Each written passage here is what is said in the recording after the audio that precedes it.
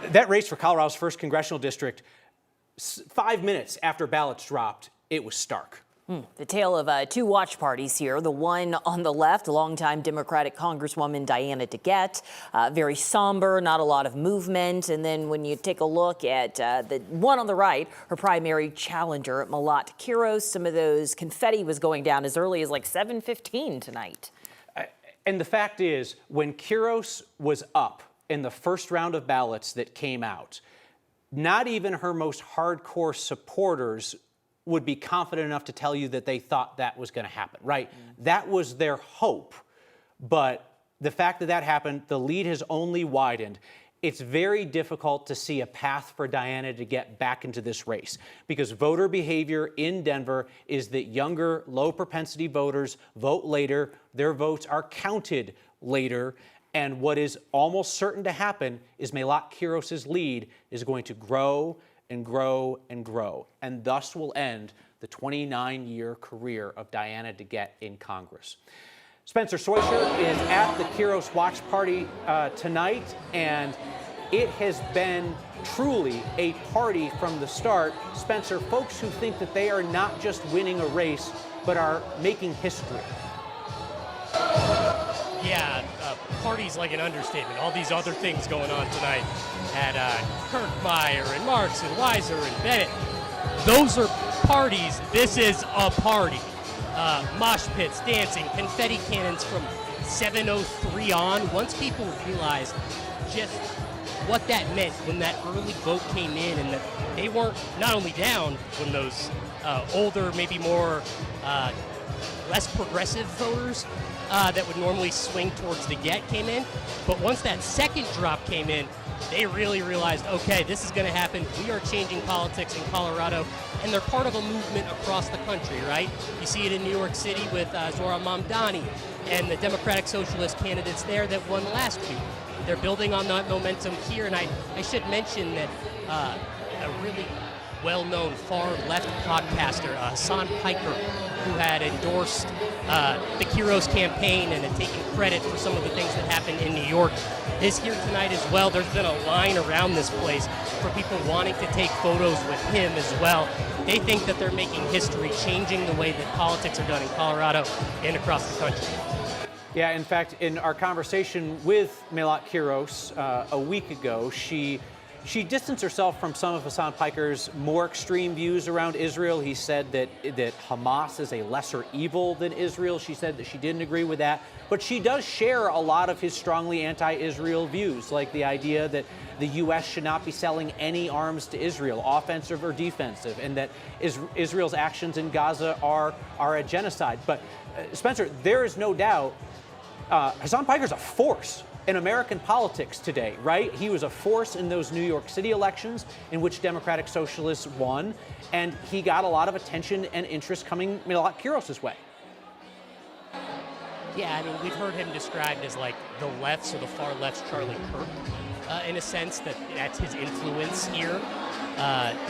You have to look around this room, and I'll try to get out of the way here, Alex, our photographer, if you don't mind showing what this room looks like. These are younger people, the voters that the Democratic Party has been trying to get to show up to elections. They certainly showed up to this one, it appears. This room probably doesn't look the same as Diana DeGette's room would have looked tonight had that been a successful watch party.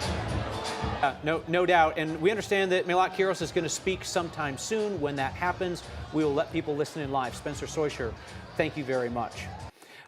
Phil Lipoff is at Diana DeGette's watch party tonight. And Phil, you've covered politics all across this country, so you know that sometimes longtime career politicians get to decide when they leave the stage, and sometimes voters ask them to exit. It looks like Diana DeGette will be asked to exit after a long career in Colorado politics.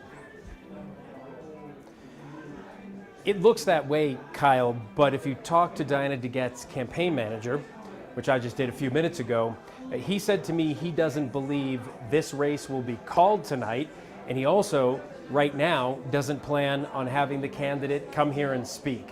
Just told me that about 5 minutes ago. You've pointed out a number of times tonight, Kyle, that if Diana DeGette had chosen to leave, there were 15 or so Democrats chomping at the bit for an open primary. That didn't happen. Melat Kiros came along, and we have what we have tonight. I wanted to tell you about one interesting conversation I had with a longtime supporter of Diana DeGette. The man is probably in his early 70s, been a supporter her entire career, actually took part in some of the campaigns, and we were having an open and honest conversation about what's happening tonight with the vote count, and he said he doesn't feel good about it. He is waiting to see more results come in, but this is what he said, Kyle. I thought this was kind of poignant. He said, I know a lot of younger people, he was saying younger than himself, who have voted for Diana DeGette at least once, if not more, who chose not to vote for her this time. Now that is what is happening tonight. You just saw Spencer talk about mosh pits and confetti and dancing, and we have here what you see behind me. There are about 24 supporters here, I think. It's a very somber mood, and as I just mentioned, the campaign manager doesn't believe this race will be called tonight. I'm not sure that's the case, but he did go on to say that right now she doesn't have a plan. Diana DeGette doesn't have a plan after 30 years in Congress to come here and speak to the supporters who are here tonight.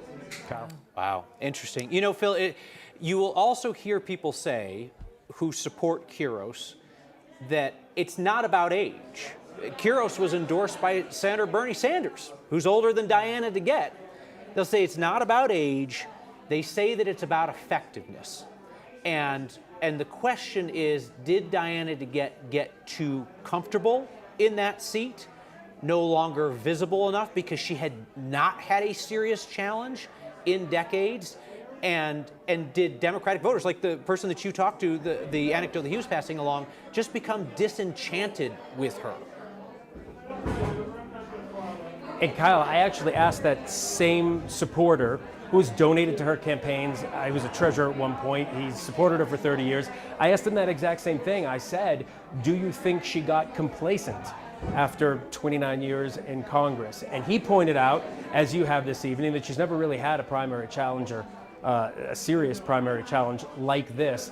And I mentioned that, you know, she almost didn't even get on the ballot. And he said, yeah, that was when we first understood that perhaps the campaign, perhaps the candidate was taken by surprise, that basically she perhaps wasn't ready for what was coming.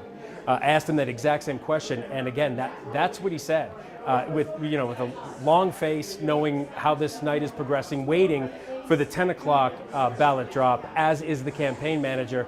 And Kyle, you may have some numbers that I don't have.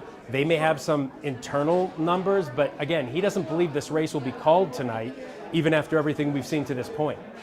I think I understand that perspective. There's a difference between a race being over and a race being called, and it probably will be too close to be called tonight, but it would be tough for somebody to outline a logical path for DeGette to win. Phil Lipoff, thank you.